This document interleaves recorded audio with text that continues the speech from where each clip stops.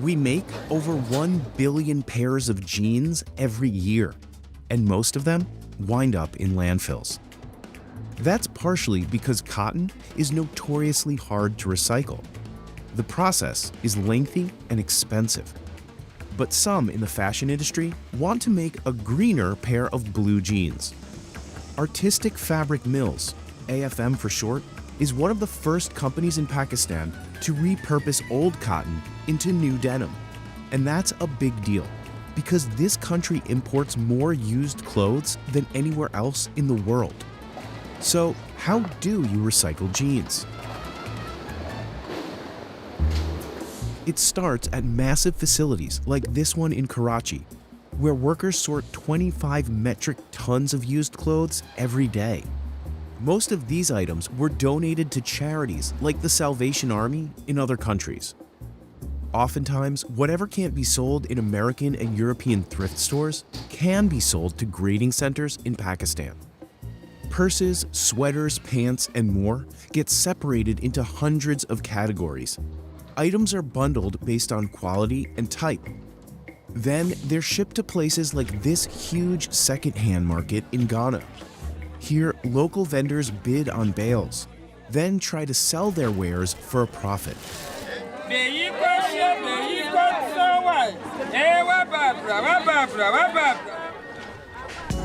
Back in Pakistan, the lowest grade garments are sold for cheap to recyclers, typically to be shredded and used in things like insulation. And where most see rags, AFM sees riches. It buys used jeans from this local grading company. Clothes which are like too dirty or not good for wearing, we give it to like the companies like Artistic for recycling. At AFM, workers cut down the garments. The company can't process stretch jeans mixed with polyester or nylon, so it only accepts denim that is at least 98% cotton. It takes around 3 pairs of used jeans to make 1 pair of recycled pants. A quick pass through this conveyor belt cuts these long strips of fabric into small pieces. Each step aims to grind the pants back into cotton. This compactor presses the cotton into large bales. The company says these machines can process up to 800 metric tons of used clothes every month. But the recycled fibers are too short to be spun into yarn, so the company has to add virgin cotton into the mix. When AFM first bought a cotton recycling plant in 2015, it could only incorporate 5% recycled material into its blend. Nowadays, it can mix in as much as 30% used cotton. This machine, called a blendomat, skims off the top layer of fiber from multiple bales to ensure consistency. This particular batch of denim will use 8% recycled material and 92% virgin cotton. In the spinning room, a carding machine draws the blended cotton into a web, then stretches it into thick ropes called slivers. The ring spinning process turns rope into yarn. Though largely automated now, this method is based on ancient yarn spinning techniques. The fiber is twisted tightly and then wrapped around a spool called a bobbin. Workers place larger spools on a metal rack called a creel. Then they wind the threads around a beam. One of these can hold over 4,000 strands of yarn side by side.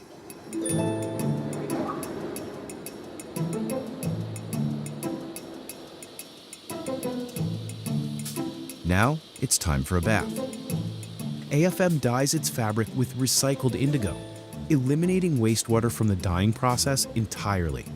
We are making this fabric by extracting the indigo from our dyed textile waste and then reusing it to dye a new fabric.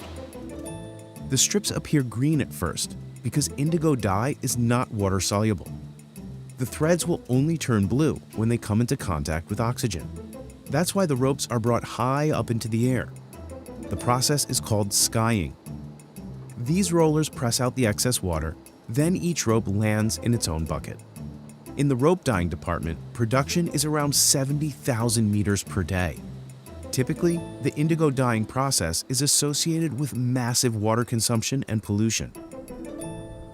Although laws prohibit it, some Pakistani factories pump untreated water into sewers, city canals, rivers, and groundwater, contaminating already scarce supplies.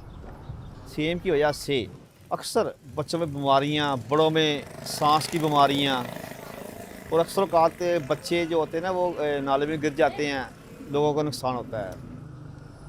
Many factories lack the space or resources to treat their water. But AFM says it purifies around 300,000 gallons of wastewater in a giant treatment plant every day. Up to 70% of this water is used in its recycling process. Back at the factory, an automated loom mixes dyed thread with white thread, typically in a ratio of 3:1.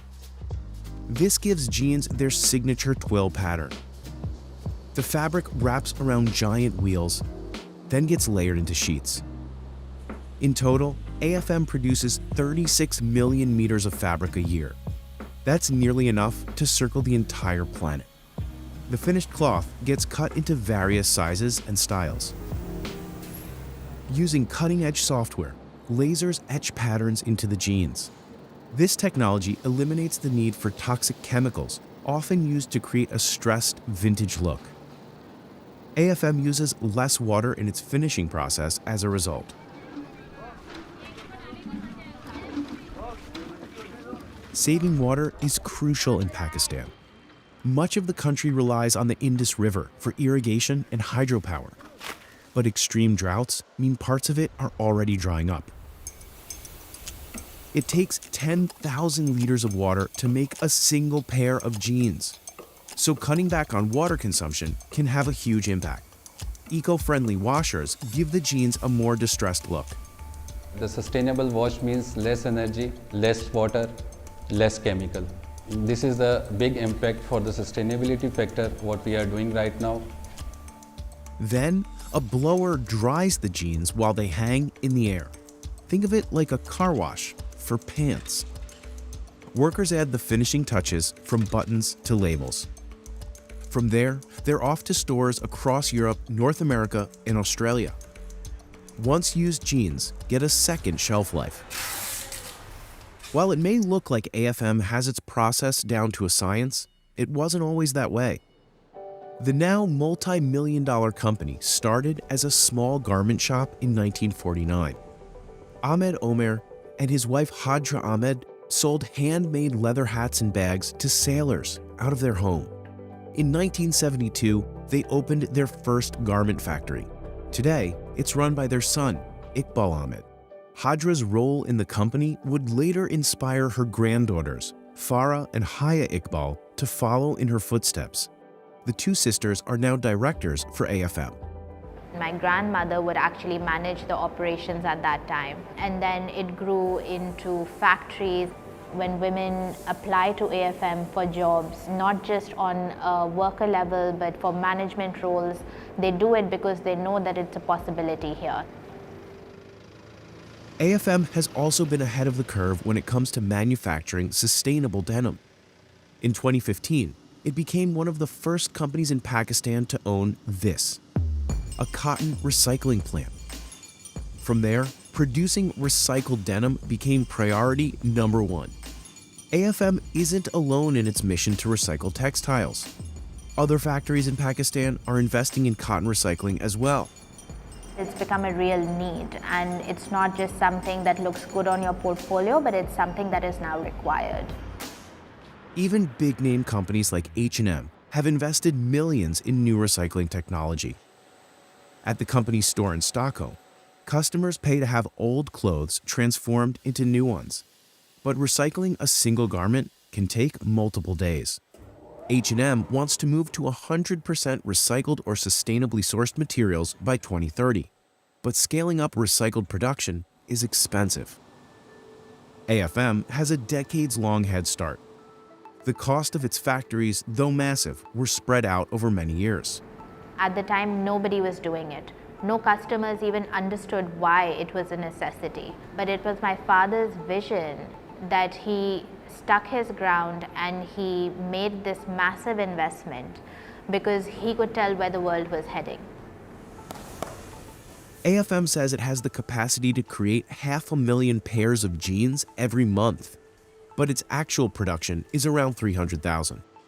For recycled jeans to become a large-scale success, more companies need to get involved. Right now, less than 1% of all clothes are turned into recycled garments. An even simpler solution is to buy less. I firmly believe that consuming less but of better quality is the way forward. And that's because this is not to discourage people from buying more, but if they buy better and they buy better quality, once somebody is done with the garments, that can always be resold secondhand or donated. It just increases the life of a garment if you buy better quality.